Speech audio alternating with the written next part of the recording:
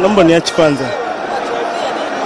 Bwana, lakini usizungumzia tu mchezo kawaida tu. Unaona ule ni mchezo mzuri? Ule unaona ni mchezo mzuri? Naomba niache. Kwa nini kimesababisha mpaka matokeo haya? Wewe si ulikuwa unaonyesha pale mpira?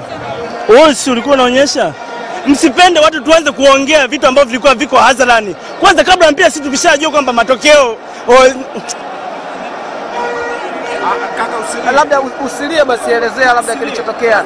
Nini hasa kilikuwa kikwazo cha nyie kutoshinda labda? Tunaumia sisi mashabiki na sio wachezaji. Sisi ndo tunaumia. Wanafikiri tunasema vipi kule mtaani kule tunasema, "Esi nini? Esi ona ni halali ya matokeo."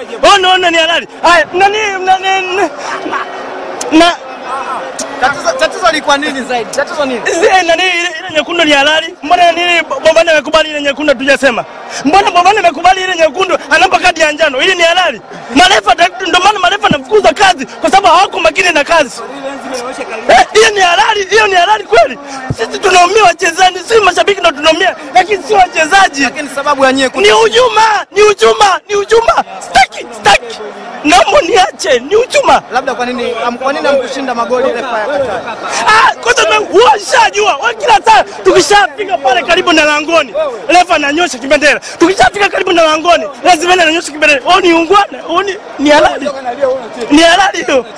Sisi tunaumia mashabiki na si wachezaji. Wanafikiri kule nikienda nyumbani nitafika vipi? Watu wamekaa kibao, mashabiki wa Simba naanza kunisema mimi. Offside kweli. Ile kadi nyekundu ambayo amekiri nani Bobani kwa nini asipewe? Anapewa kadi ya njano. Angalia alipomuumiza Kevin Ondani pale, kaumia mpaka leo hajacheza.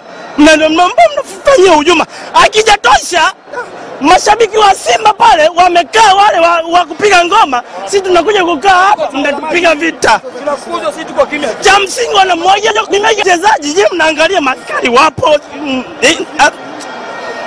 Basi pole bwana. Enough. Akisa nyingine. Acha.